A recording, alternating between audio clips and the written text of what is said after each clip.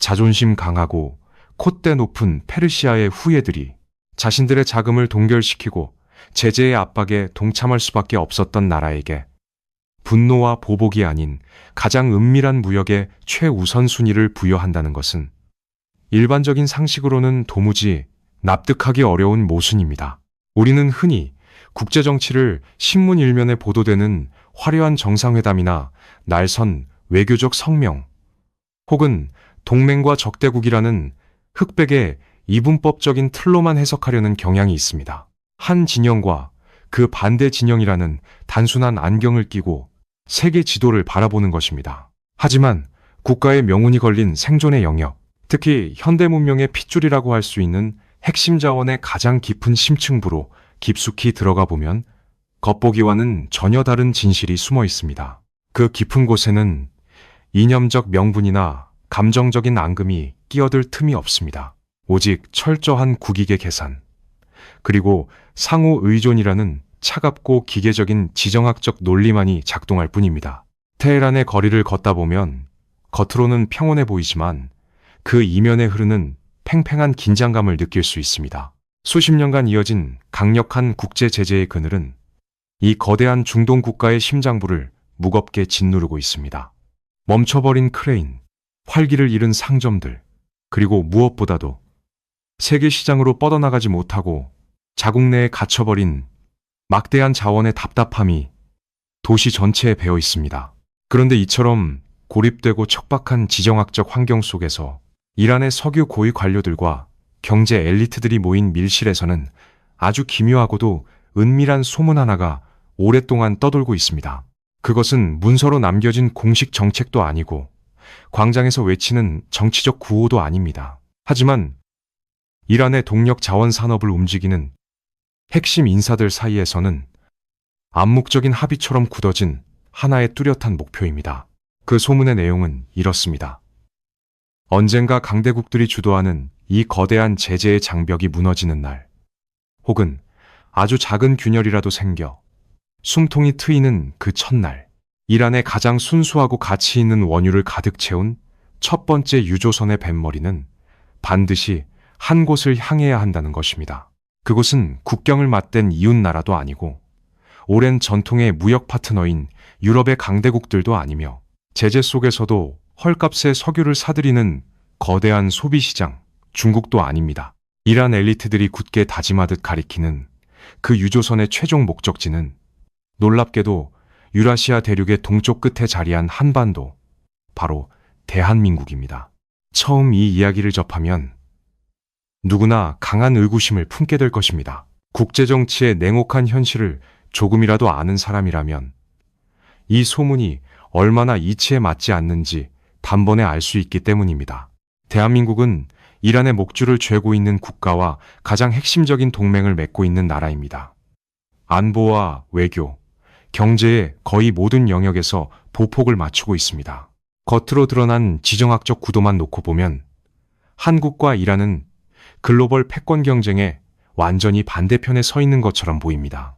게다가 불과 얼마 전까지 대한민국은 강력한 금융제재를 준수하느라 이란이 정당하게 수출하고 받아야 할 천문학적인 석유 대금을 수년 동안 국내 은행 계좌에 꽁꽁 묶어두었던 국가입니다. 국가 경제가 마비되는 고통 속에서 자신들의 피 같은 돈을 주지 못하는 한국이 원망스러울 수밖에 없는 상황이었습니다. 테헤란의 밀실에서 맴도는 이 금지된 소문은 결코 외교적인 낭만이나 맹목적인 호감에서 비롯된 것이 아닙니다. 그것은 벼랑 끝에 몰린 한 국가의 경제가 살아남기 위해 내린 가장 절박하고도 이성적인 결론입니다. 이란은 단순히 땅속에 묻힌 검은 액체를 아무에게나 팔고 싶어 하는 것이 아닙니다. 그들에게는 세계 최고 수준의 특별한 자원이 있고 대한민국은 바로 그 자원을 가장 완벽하게 소화해낼 수 있는 거대한 기계 심장을 가진 희귀한 국가이기 때문입니다. 두 나라는 겉으로는 정치적인 장벽에 가로막혀 단절된 것처럼 보이지만 산업의 가장 깊은 뿌리에서는 서로가 없으면 안 되는 거대한 톱니바퀴처럼 맞물려 있습니다. 이란의 전략가들이 왜 그토록 한국을 원하게 되었는지, 왜 세계가 그들을 외면할 때조차 한반도를 향한 바닷길을 복원하기를 갈망하는지 이해하기 위해서는 뉴스의 표면이면에 감춰진 진실을 들여다봐야 합니다. 얽혀버린 막대한 자금의 진실, 그리고 중동의 모래바람과 한국의 거대한 정유 공장을 잇는 보이지 않는 끈을 하나씩 풀어내야 합니다. 하지만 이란인들이 왜 그토록 한국에 집착하는지, 그 기저에 깔린 운명적인 연결고리를 진정으로 이해하기 위해서는 지금의 삭막한 제재 정국에서 출발해서는 안 됩니다. 우리는 시간을 50년 전으로 되돌려 현재 우리가 너무나 익숙하게 걷고 있는 서울의 한복판, 눈부시게 발전한 도심의 가장 번화한 거리로 돌아가야만 합니다. 서울 강남의 중심을 가로지르는 테헤란로. 오늘날 이 거리는 대한민국의 부와 첨단 기술, 그리고 화려한 경제 성장을 상징하는 심장부입니다.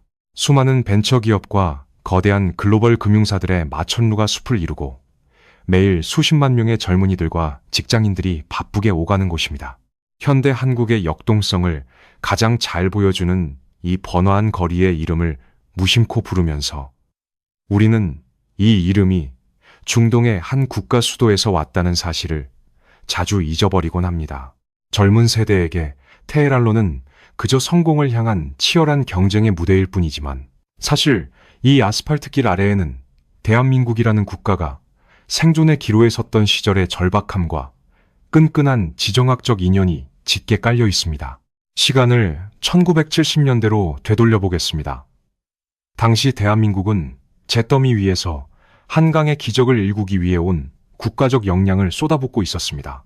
거대한 공장들이 하나둘씩 들어서고 수출 주도형 산업화가 맹렬하게 돌아가던 그때 전 세계를 덮친 석유 파동은 신흥공업국이었던 한국의 숨통을 무참히 조여왔습니다. 기름 한 방울 나지 않는 나라에서 원유 공급이 끊긴다는 것은 곧 모든 공장의 가동이 멈추고 국가 경제가 그대로 붕괴한다는 것을 의미했습니다. 칠흑 같은 어둠이 닥쳐오던 그 위기의 순간, 한국에게 구원의 손길을 내민 것은 다름 아닌 이란이었습니다. 당시 팔레비 왕조 치하의 이란은 막대한 석유 자본을 바탕으로 중동에서 가장 강력하고 부유한 제국을 건설하고 있었습니다. 두려울 것이 없었던 이 중동의 맹주는 아시아의 작은 개발도상국이었던 한국의 잠재력을 알아봤습니다. 1977년 양국의 수도시장이 만나 우호를 다지며 서로의 지명을 딴 거리를 만들기로 합의했습니다.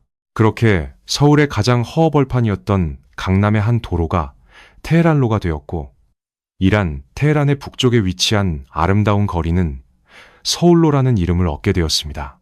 이것은 단순한 외교적 수사나 자매결연 행사가 아니었습니다. 이란은 이름만 빌려준 것이 아니라 에너지 위기로 헐떡이던 한국에 안정적으로 원유를 공급해주는 결정적인 생명줄 역할을 했습니다.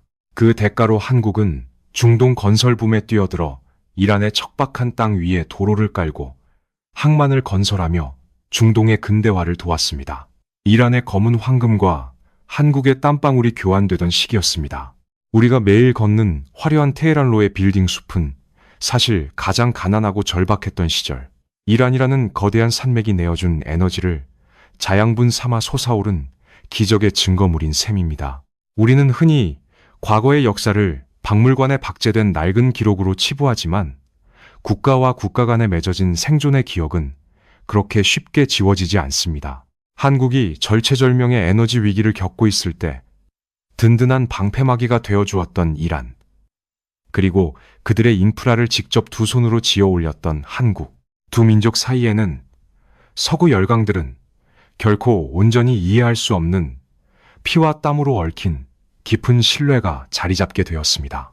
하지만 이란이 현재 제재의 고통 속에서도 유독 한국만을 고집스럽게 바라보는 이유가 단순히 과거의 향수나 은혜를 갚기 위한 의리 때문만은 아닙니다. 테헤란로라는 이름이 상징하는 과거의 결속은 시간이 흐르며 훨씬 더 치밀하고 실용적인 형태로 진화했습니다. 그 역사적 연결고리는 단순한 외교적 친서를 넘어 거대한 강철로 만들어진 기계들과 복잡한 화학 반응식으로 이어지는 운명적인 결합을 만들어냈습니다. 이제 우리는 두 나라를 때려야 뗄 수 없게 만든 그 차갑고도 정교한 산업의 심장부로 들어가 보려 합니다.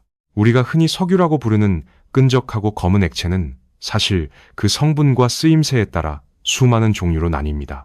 중동의 모래바람을 뚫고 솟구치는 원유 중에서도 유독 맑고 투명하며 가공하기 전부터 이미 황금빛을 띠는 아주 특별한 종류의 기름이 있습니다. 바로 초경 진류라고 불리는 콘덴세이트입니다. 이란의 남쪽, 페르시아만 깊은 바다 아래에 위치한 사우스 파르스 가스전은 세계 최대의 천연가스 매장지이자 동시에 이 최고급 콘덴세이트가 끝없이 뿜어져 나오는 거대한 보물 창고입니다. 일반적인 원유가 끓이는 과정을 거쳐 자동차나 배를 움직이는 연료로 주로 쓰인다면 이란산 콘덴세이트는 단순한 연료로 태워버리기에는 너무나 아까운 화학공업의 가장 순수한 뼈대가 되는 원료입니다. 우리가 매일 만지는 플라스틱, 합성 섬유, 그리고 수많은 첨단 화학 제품을 만드는 핵심 원료인 나프타를 추출하는 데 있어 이보다 더 완벽한 자연의 선물은 지구상에 드뭅니다. 여기서 대한민국의 놀라운 산업적 해안이 빛을 발합니다. 자원 빈국인 한국은 단순히 기름을 사다 떼는 수준을 넘어 수입한 석유를 가공하여 부가가치를 창출하는 정유와 석유화학 산업을 국가 경제의 핵심 기둥으로 키워냈습니다. 그 과정에서 한국의 거대한 정유단지들은 아주 전략적인 선택을 내렸습니다. 바로 이란산 콘덴세이트를 가장 효율적으로 소화할 수 있는 맞춤형 특수 설비에 천문학적인 자본을 투자한 것입니다. 울산과 여수 등지 해안가에 우뚝 솟은 복잡하고 거대한 정유탑과 분해 설비들은 마치 이란의 사우스 파르스 가스전에서 퍼올려진 바로 그 특정 성분의 액체만을 완벽하게 처리하도록 정밀하게 진화한 거대한 기계 생명체와도 같았습니다. 많은 사람들은 한국이 이란으로부터 막대한 양의 석유를 수입했던 이유가 단순히 중동의 다른 국가들보다 가격을 조금 더 싸게 후려쳐 주었기 때문이라고 흔히 착각합니다. 하지만 지정학과 깊게 얽힌 거대 산업의 진실은 그렇게 단순한 경제학 장부의 숫자로만 얄팍하게 설명되지 않습니다. 한국의 정유사들이 이란산 초경진류에 그토록 집착했던 진짜 이유는 바로 그 대체 불가능한 기술적 적합성에 있었습니다. 이란산 콘덴세이트는 불순물이 적고 나프타 추출 수율이 압도적으로 높아 한국의 고도화된 화학 공정에 투입되었을 때 타의 추종을 불허하는 엄청난 효율과 이윤을 만들어냈습니다. 만약 다른 나라에서 생산된 비슷한 이름의 콘덴세이트를 억지로 이 설비에 밀어넣는다면 수율은 곧바로 떨어지고 찌꺼기가 발생하며 공장의 효율은 급격히 추락하고 맙니다. 즉, 한국의 거대한 기계는 오직 이란의 피를 원했고 이란의 귀한 피는 오직 한국의 뜨거운 심장 속에서만 가장 가치 있게 요동칠 수 있었던 것입니다. 이것은 단순한 시장의 판매자와 구매자 관계를 완전히 뛰어넘는 차원의 구조적 결속이었습니다. 이란의 입장에서도 마찬가지였습니다. 자신들이 생산하는 막대한 양의 최고급 콘덴세이트를 제값에 그리고 장기적이고 안정적으로 대량 구매해주면서 이를 세계 최고 수준의 첨단 화학 제품으로 탈바꿈시킬 수 있는 기술력과 규모를 가진 나라는 지구상의 대한민국이 거의 유일했습니다. 거대한 화학 공장을 짓고 수십 년간 설비의 나사 하나까지 최적화한 한국, 그리고 그 공장에 끊임없이 생명수를 공급하는 이란. 두 나라는 지리적으로는 수천 킬로미터 떨어져 있었지만 지하에 깔린 보이지 않는 굵은 파이프라인으로 굳게 연결된 하나의 거대한 산업 생태계와 다름없었습니다. 이처럼 이란의 천연자원과 대한민국의 산업적 지혜가 만나 이룬 이 완벽한 결합은 양국 모두에게 막대한 부와 번영을 가져다주는 멈추지 않는 엔진이었습니다. 철저한 상호 보완성과 기술적 의존 위에서 세워진 이 견고한 무역의 성벽은 그 어떤 경제적 불황이나 지역적 위기에도 흔들리지 않을 것처럼 굳건해 보였습니다. 하지만 국제 정치의 무자비한 무대는 이토록 평화롭고 완벽한 상업적 결속을 영원히 내버려 두지 않았습니다. 이란의 천연 자원과 대한민국의 산업 지혜가 빚어낸 완벽한 결혼 생활. 제3의 거대한 권력이 치명적인 일격을 가하기로 결심하기 전까지는 말입니다. 세상의 모든 무역과 자원의 흐름이 오직 경제적 논리와 상호 이익에 의해서만 결정된다면 한국과 이란의 견고한 연결고리는 결코 끊어지지 않았을 것입니다. 하지만 지구상의 그 어떤 정교한 산업 생태계도 가장 강력한 패권국의 정치적 의지를 피해갈 수는 없습니다. 완벽하게 맞물려 돌아가던 두 국가의 거대한 톱니바퀴 사이에 어느 날 갑자기 날카로운 강철 쐐기가 박혔습니다. 그 쐐기는 중동의 사막이나 한반도의 공장이 아닌 지구 반대편 워싱턴의 웅장한 백악관 집무실에서 날아온 것이었습니다. 미국 주도의 강력한 대이란 제재, 이른바 최대 압박 정책이 전 세계를 향해 선포되었습니다. 초강대국 미국은 국제 금융망을 틀어쥐고 모든 동맹국과 우방국들에게 이란과의 거래를 전면 중단할 것을 최후 통첩처럼 통보했습니다. 한미 동맹이라는 굳건한 안보의 우산 아래에서 국가의 생존을 보장받고 동시에 미국이라는 세계 최대의 시장에 경제를 크게 의존하고 있는 대한민국으로서는 다른 선택지가 없었습니다. 워싱턴의 결정은 곧 서울의 정책이 되어야만 했습니다. 페르시아만에서 붉은 황금이라 불리는 초경 진류를 가득 싣고 대한민국의 남동쪽 해안으로 향하던 거대한 유조선들의 행렬은 어느 날 갑자기 마치 바다 위에 멈춰선 유령선처럼 자취를 감추고 말았습니다. 겉으로 보기에 한국 정부는 국제사회의 책임있는 일원으로서 미국의 제재에 신속하게 동참하는 모범적인 동맹국의 모습을 보여주었습니다. 하지만 그 선언의 이면에서 한국의 심장부인 거대한 정유단지들은 그야말로 속으로 피를 흘리고 있었습니다. 언론과 대중은 한국이 이란산 원유 수입을 끊더라도 다른 중동 국가나 호주 등에서 비슷한 석유를 사오면 그만이라고 아주 쉽게 생각했습니다. 그러나 산업 현장의 현실은 완전히 달랐습니다.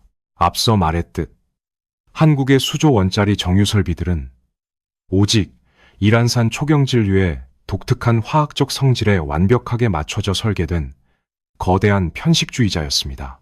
갑자기 최적의 식량이 끊기니 거대한 기계들을 돌리기 위해 한국의 기업들은 전 세계를 돌며 대체할 수 있는 다른 원료를 필사적으로 찾아 헤매야만 했습니다.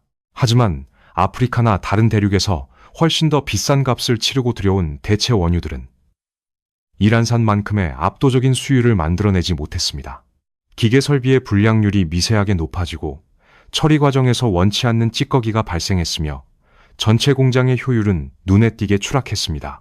제재에 동참한다는 거대한 정치적 명분 아래 한국의 핵심 산업계는 누구에게도 하소연하지 못한 채 천문학적인 경제적 손실을 묵묵히 감내해야만 했던 것입니다. 이는 단순히 기름값이 올랐다는 차원의 얕은 문제가 아니라 국가 산업의 가장 중요한 심장 하나가 엇박자를 내며 고통받고 있다는 뜻이었습니다. 이란의 상황은 더욱 처참했습니다. 자신들이 자랑하는 최고의 자원을 가장 제값에, 가장 안정적으로, 가장 완벽하게 처리해주던 최대의 고객이자 파트너를 하루아침에 잃어버렸습니다. 세계의 바닷길이 막히고 덩치가 큰 바이어들이 줄줄이 미국의 눈치를 보며 거래를 끊자 이란의 귀한 자원은 갈 곳을 잃고 자국의 낡은 저장고에 속절없이 쌓여만 갔습니다. 국가 경제의 숨통이 서서히 조여오는 끔찍한 질식 상태였습니다.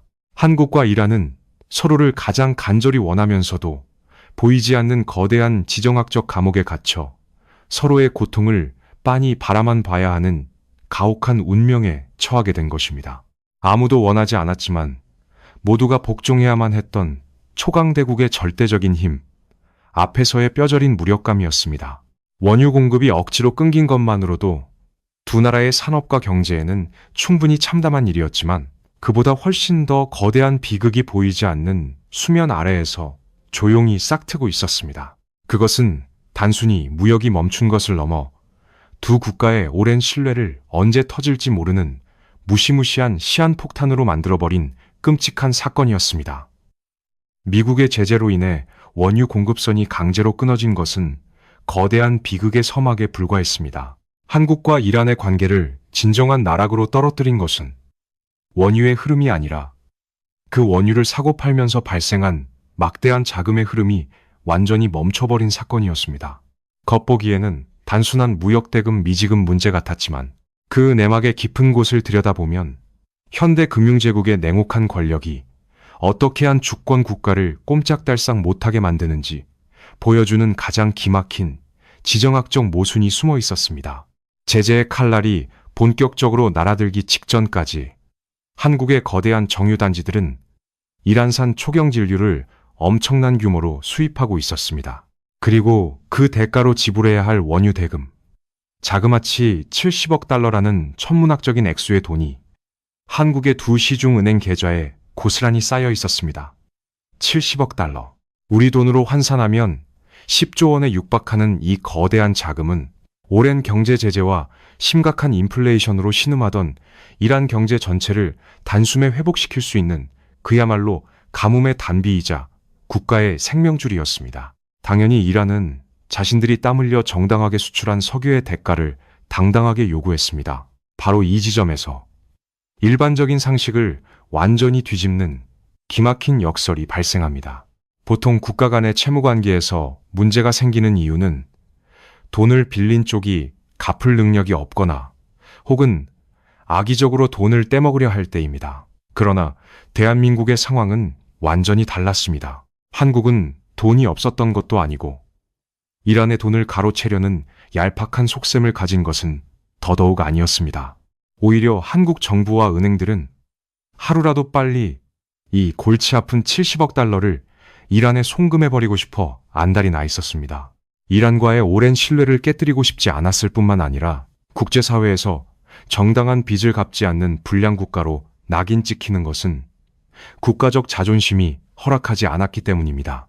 하지만 한국은 단 1달러조차 테헤란으로 보낼 수 없었습니다. 돈을 송금하는 순간 그 돈이 이동하는 전 세계적인 국제금융결제망인 스위프트를 철저하게 통제하는 미국의 감시망에 즉각 걸려들게 되기 때문입니다. 만약 한국의 은행이 동맹국인 미국의 삼엄한 경고를 무시하고 이란에 섣불리 돈을 보낸다면 미국은 즉각 해당 한국은행을 국제달러 결제망에서 영구히 퇴출시켜버릴 수 있는 막강한 권한을 쥐고 있었습니다.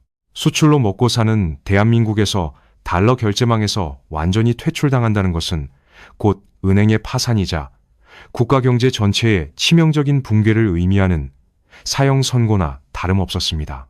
결국 대한민국은 원치 않게 이란의 피 같은 돈 10조 원을 깔고 앉은 비열한 악덕 채무자가 되어버렸습니다. 금고 안에 돈을 가득 쌓아두고도 그 돈의 진짜 주인에게 돌려주지 못한 채 발만 동동 구르는 세계 외교사에서 유례를 찾아보기 힘든 기이한 총극이 벌어진 것입니다. 이란의 입장에서 이 상황은 단순한 경제적 손실이나 분노를 넘어선 지독한 굴욕이었습니다. 자신들의 숨통을 옥죄는 미국의 제재도 뼈에 사무치도록 원망스러웠지만 눈앞에 뻔히 있는 자신들의 자금을 미국 핑계만 대며 돌려주지 못하는 한국의 무기력한 모습은 점차 씻을 수 없는 배신감으로 변해갔습니다. 테헤란의 거리에 대중의 불만이 끓어오르고 이란 국영 언론들은 연일 한국을 향해 날선 비난을 쏟아냈습니다. 단순한 외교적 항의의 수준을 넘어 양국 간의 오랜 우정과 신뢰는 이제 70억 달러라는 거대한 얼음덩어리 속에 꽁꽁 갇혀버렸습니다. 돈을 간절히 갚고 싶어도 갚을 수 없는 나라와 내 돈을 돌려달라고 피를 토하며 울부짖어도 받을 수 없는 나라. 초강대국이 만들어 놓은 거대한 금융의 덫에 걸린 두 국가의 절망은 극에 달했습니다. 그리고 잃어버릴 위기에 처한 70억 달러의 압박과 벼랑 끝으로 내몰리는 국가 경제의 붕괴 위기 앞에서 이란 내부의 강경파들은 더 이상 이 꽉 막힌 상황을 얌전한 외교적 수사로만 해결할 수 없다고 판단했습니다. 마침내 그들이 상상조차 하기 힘든 아주 위험하고도 극단적인 행동을 개시하기 시작했습니다. 2021년 1월의 어느 날 세계에서 가장 붐비고 위험한 바닷길로 불리는 호르무즈 해협에서 전 세계의 이목을 집중시키는 충격적인 사건이 발생했습니다. 중동의 원유와 화학 제품을 싣고 항해하던 대한민국의 국적 선박 한국해미호가 이란 혁명수비대의 무장 헬기와 고속정들에 의해 납포된 것입니다. 총기로 무장한 군인들이 갑판 위로 쏟아져 내렸고 한국인 선원을 포함한 20명의 선원들은 하루아침에 이란 남부의 항구에 억류되는 신세가 되었습니다.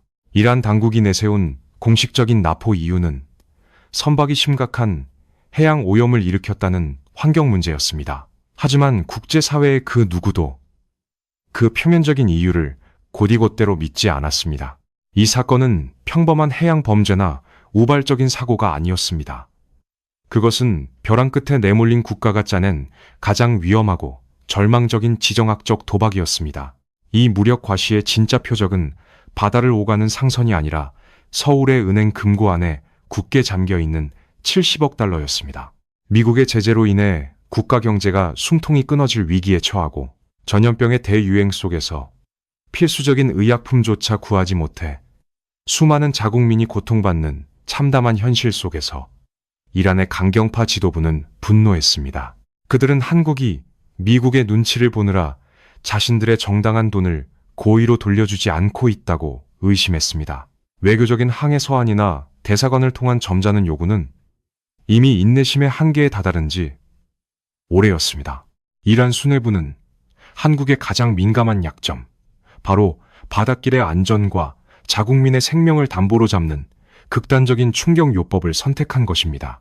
환경오염이라는 명분은 그저 국제사회의 즉각적인 군사 개입을 막고 시간을 벌기 위한 얄팍한 방패에 불과했습니다.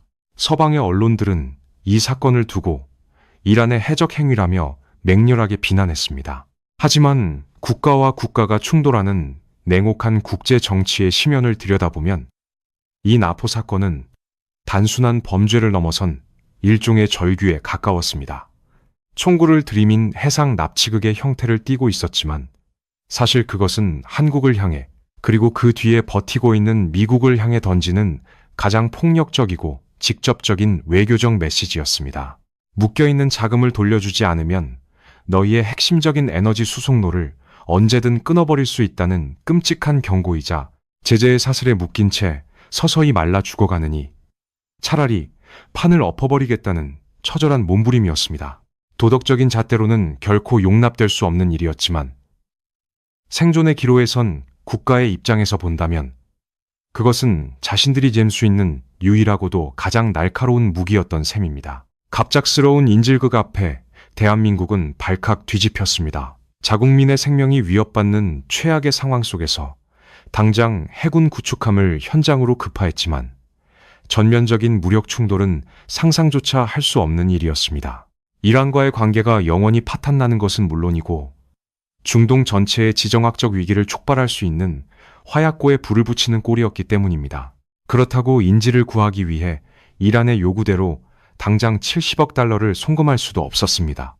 미국의 엄격한 금융 제재망은 단 1달러의 이동조차 허락하지 않았고 만약 독단적으로 송금을 감행한다면 한국 경제의 명줄인 국제달러 결제망에서 쫓겨날 위험을 감수해야만 했습니다.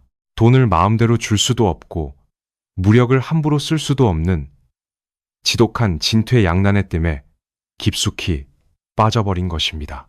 무고한 선원들이 볼모로 잡혀있는 동안 보이지 않는 외교의 수면 아래에서는 피말리는 전쟁이 시작되었습니다.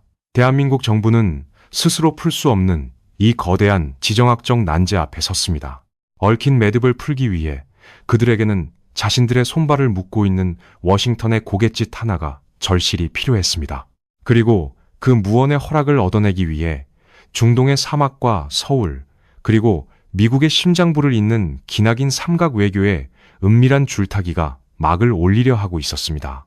한국 선박 나포라는 초유의 사태 이후 표면적인 언론 보도들은 연일 분노와 군사적 긴장감으로 도배되었습니다.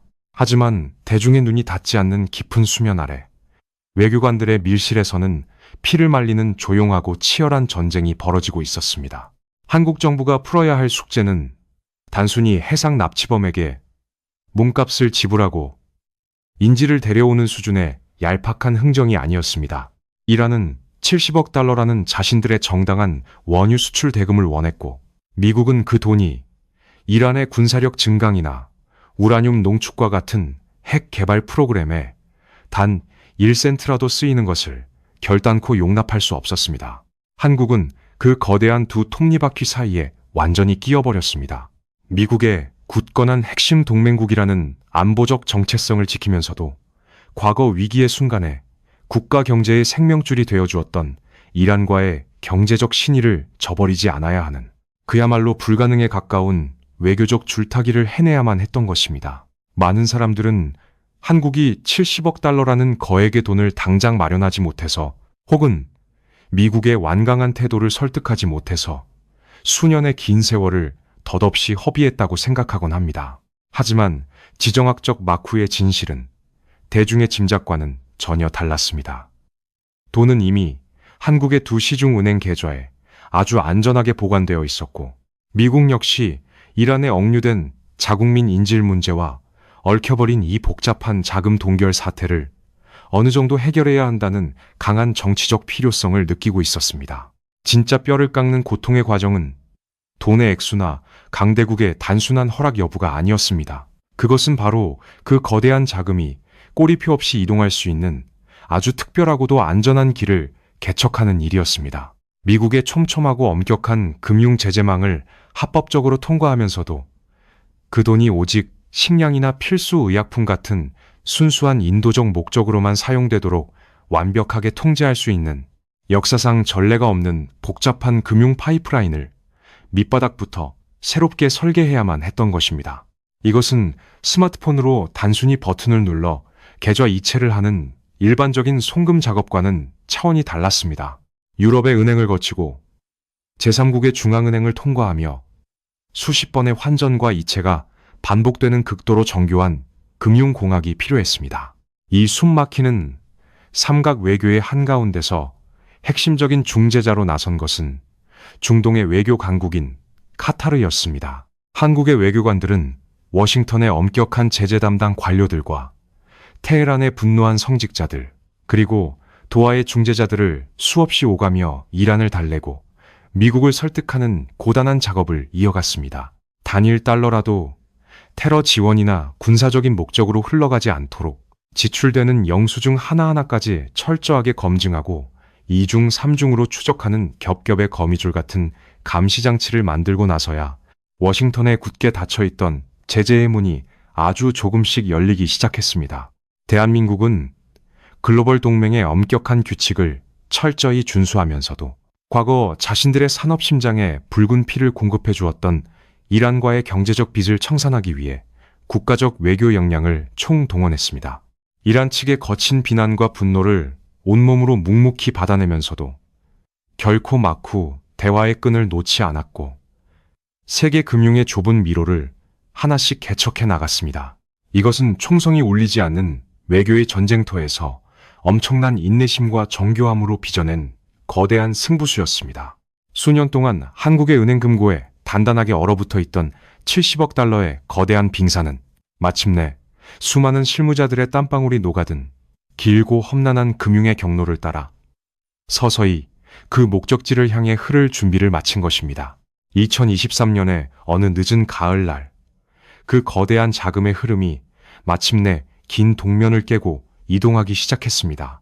억류되었던 인질들은 무사히 풀려났고 멈춰있던 천문학적인 숫자들이 세계의 전산망을 타고 중동을 향해 나아갔습니다. 하지만 이 돈의 귀환은 단순히 밀린 빚을 갚았다는 서류상의 경제적 청산을 의미하는 것으로 끝나지 않았습니다. 길고 고통스러운 과정을 거쳐 마침내 도하의 은행을 통해 테헤란의 통제권으로 들어간 그 자금은 수년 동안 극에 달했던 이란 수뇌부의 분노를 가라앉히는 동시에 대한민국이라는 나라를 향해 완전히 새로운 지정학적 메시지를 던지고 있었습니다. 2023년 마침내 길고 고통스러웠던 70억 달러의 동결 해제 절차가 마무리되고 그 막대한 자금이 카타르의 은행을 통해 이란 정부의 통제 아래로 무사히 들어갔을 때 테헤란의 분위기는 묘하게 바뀌기 시작했습니다. 처음에는 그저 밀린 빚을 받아냈다는 안도감과 자신들을 수년 동안이나 극심한 고통 속에 방치했던 서방 세계와 한국을 향한 서운함이 교차했습니다. 하지만 끓어오르던 분노의 감정이 서서히 가라앉고 이성적인 계산기가 다시 돌아가기 시작하자 이란의 최고위 엘리트들과 경제 관료들은 지난 몇 년간 벌어진 이 기막힌 사태를 완전히 새로운 시각으로 평가하게 되었습니다. 냉혹하고 자비 없는 국제정치의 세계에서, 특히 중동이라는 화약고에서는 어제의 동맹이 오늘의 적이 되고 막대한 이권 앞에서 약속을 헌신짝처럼 버리는 일이 비일비재합니다. 만약 다른 국가였다면 어땠을까요? 초강대국 미국의 강력한 금융제재라는 완벽한 핑곗거리가 생겼을 때 대부분의 나라는 그 막대한 채무를 모른 척 탕감해버리거나 자신들의 국익을 위해 은슬쩍 유용했을지도 모릅니다. 혹은 70억 달러라는 거대한 돈을 볼모로 삼아 이란을 상대로 억지스러운 정치적 협박을 가하거나 불평등한 무역 조약을 강요했을 수도 있습니다. 하지만 대한민국은 달랐습니다. 한국은 동맹국인 미국의 엄청난 압박 속에서도 이란의 돈을 단 한 푼도 건드리지 않고 자신들의 은행 금고에 온전히 보관하고 있었습니다. 이란 측의 거친 비난과 선박 납포라는 극단적인 도발 앞에서도 감정적으로 맞대응하며 판을 깨는 대신 끈질기게 워싱턴을 설득하고 국제금융의 좁고 험난한 틈새를 개척하는 고단한 길을 묵묵히 걸었습니다. 복잡한 환율 변동으로 인한 손실을 최대한 방어해가며 어떻게든 원래의 가치에 가장 가깝게 그 돈을 돌려주기 위해 수년 동안 보이지 않는 곳에서 피를 말리는 노력을 기울였던 것입니다. 이란의 전략가들은 바로 이 지점에서 커다란 충격과 깨달음을 얻었습니다. 겉으로는 동맹국의 압력에 굴복해 돈을 주지 못하는 무기력한 채무자처럼 보였지만 실상은 자신들이 맺은 경제적 계약과 상업적 신뢰를 지키기 위해 초강대국을 상대로 할 수 있는 모든 외교적 수단을 동원해 싸워준 유일한 파트너였다는 사실을 뼈저리게 느낀 것입니다. 국가의 명운이 걸린 제재라는 거대한 폭풍 속에서도 10조 원에 달하는 천문학적인 자금을 끝까지 안전하게 지켜내고 기어이 돌려준 나라. 이란의 지도부에게 이것은 단순한 채무 상환을 넘어 대한민국이라는 국가가 가진 신용의 무게를 증명하는 가장 확실하고도 결정적인 보증수표가 되었습니다. 세상에 영원한 우방은 없고 모든 것은 국익에 따라 움직이지만 적어도 비즈니스 파트너로서 한국만큼 계산이 정확하고 끝까지 책임을 지려는 나라는 지구상에 흔치 않다는 사실을 이란 엘리트들은 무거운 침묵 속에서 인정해야만 했습니다. 이란은 제재의 고통 속에서 오히려 진정한 신뢰의 가치를 확인했습니다. 자신들의 피 같은 자원을 가장 완벽하게 가공해 줄 수 있는 세계 최고의 정유 기술력을 가졌을 뿐만 아니라 가장 위태롭고 절망적인 순간에도 상업적 약속을 저버리지 않는 무서운 책임감을 가진 나라가 누구인지 명확히 알게 된 것입니다. 언젠가 제재의 장벽이 무너지는 그날, 이란이 가장 먼저 손을 잡아야 할 대상은 명백해졌습니다. 그것은 위기를 틈타 헐값의 자원을 쓸어가는 기회주의적인 강대국들이 아니라 가장 정당한 대가를 지불하고 기술의 혁신을 이끌어내며 무거운 신용을 지킬 줄 아는 대한민국이어야만 했습니다. 수년을 끌어온 원망과 앙금은 씻겨 내려가고 남은 것은 오직 철저한 국익의 계산과 서로를 향한 강렬하고도 이성적인 필요성뿐이었습니다. 바로 그때부터였습니다. 테헤란의 굳게 닫힌 회의실 안에서 그 은밀하고도 금지된 소문이 다시금 조용히 퍼져나가기 시작한 것은 말입니다. 테헤란의 은밀한 밀실에서 다시 피어오른 그 소문. 제재가 풀리는 즉시 가장 순수한 초경질류를 가득 실은 첫 번째 유조선을 한반도로 보내야 한다는 그 굳은 결의는 이제 단순한 낭만이나 보은의 차원을 완전히 넘어섰습니다.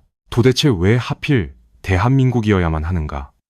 이 질문에 대한 해답은 현재 글로벌 에너지 시장을 둘러싼 냉혹한 먹이사슬을 들여다보면 너무나도 명확해집니다. 이란에게는 사실상 다른 대안이 없기 때문입니다. 물론 지금 이 가혹한 제재의 한가운데서도 이란의 석유를 사주는 거대한 국가가 하나 있습니다. 바로 중국입니다. 하지만 이란의 엘리트들은 중국과의 거래를 결코 동등하고 정상적인 파트너십으로 여기지 않습니다. 중국은 이란이 국제사회에서 고립되어 다른 곳에 기름을 팔 수 없다는 절망적인 처지를 누구보다 잘 알고 있습니다. 그들은 이 치명적인 약점을 철저하게 이용해 국제 시세보다 훨씬 가혹하게 후려친 헐값으로 이란의 소중한 자원을 쓸어가고 있습니다. 이란의 입장에서는 국가 경제가 완전히 질식하는 것을 막기 위해 어쩔 수 없이 출혈을 감수하며 피를 파는 심정으로 거래를 이어가고 있을 뿐입니다. 제재의 그늘 아래서 벌어지는 끔찍한 착취의 구조인 셈입니다.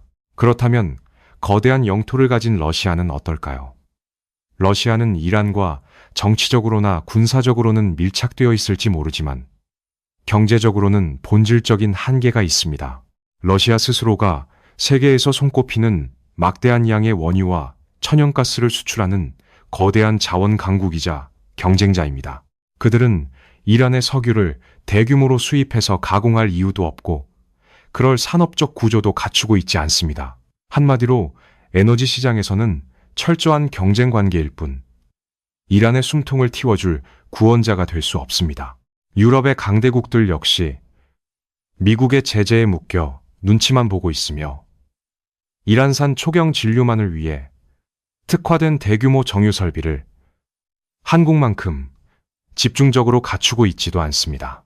결국 이란의 전략가들이 도달한 결론은 지구상의 단 하나의 국가, 대한민국으로 귀결됩니다.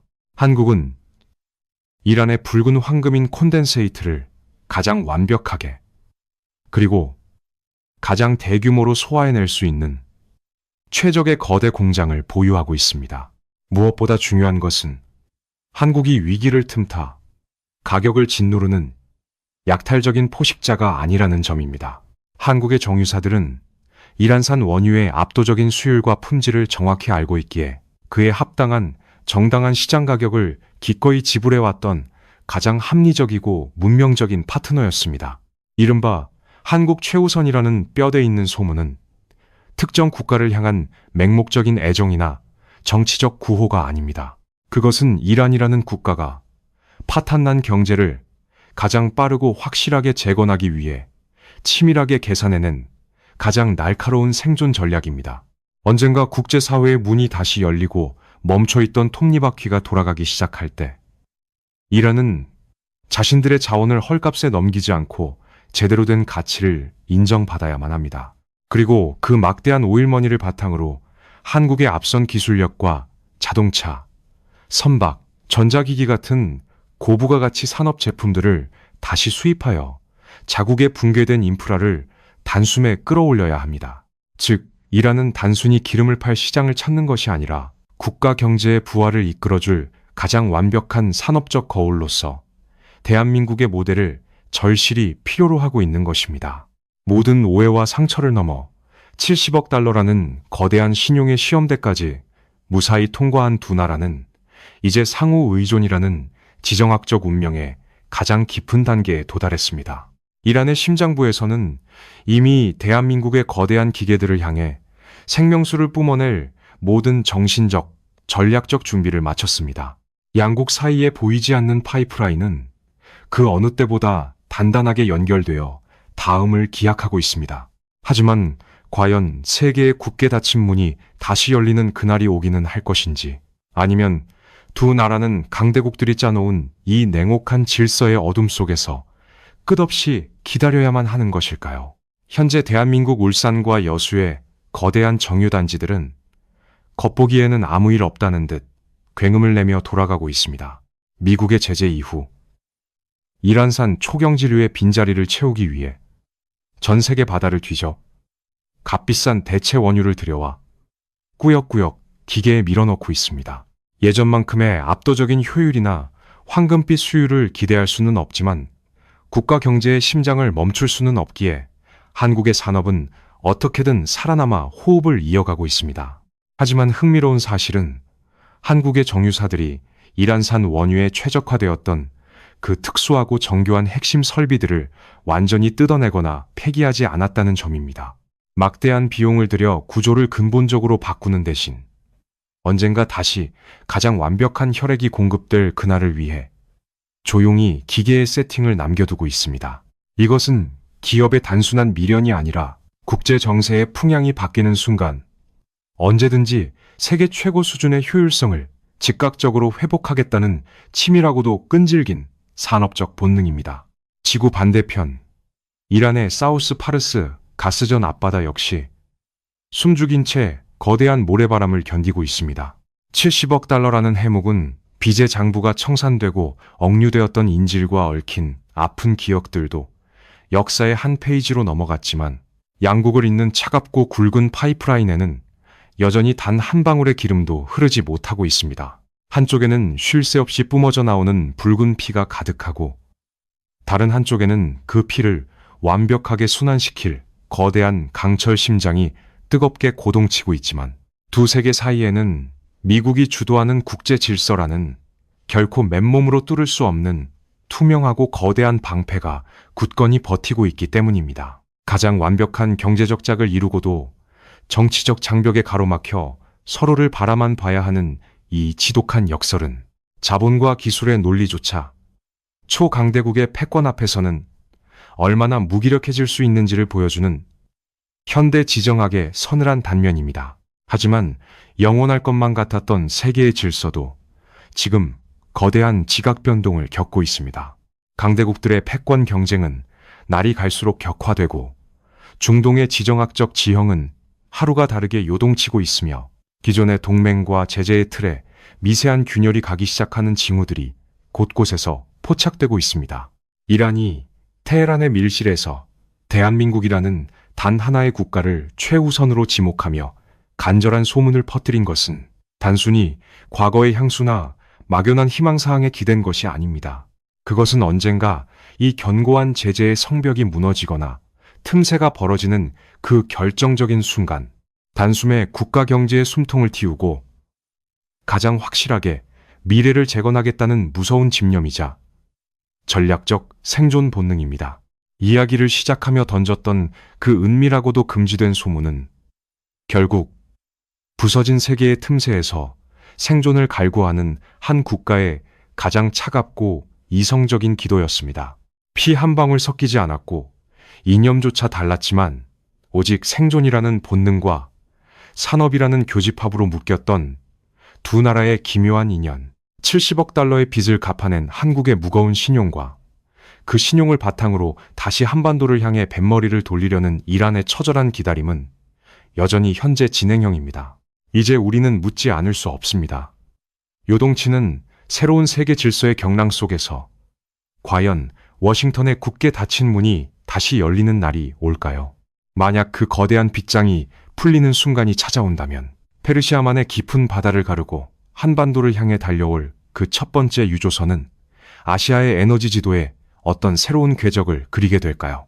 그 답은 아직 자욱한 모래먼지 속에 가려져 있지만 울산의 거대한 굴뚝과 테헤란의 낡은 송유관은 지금 이 순간에도 서로를 향한 조용하지만 강렬한 진동을 멈추지 않고 있습니다.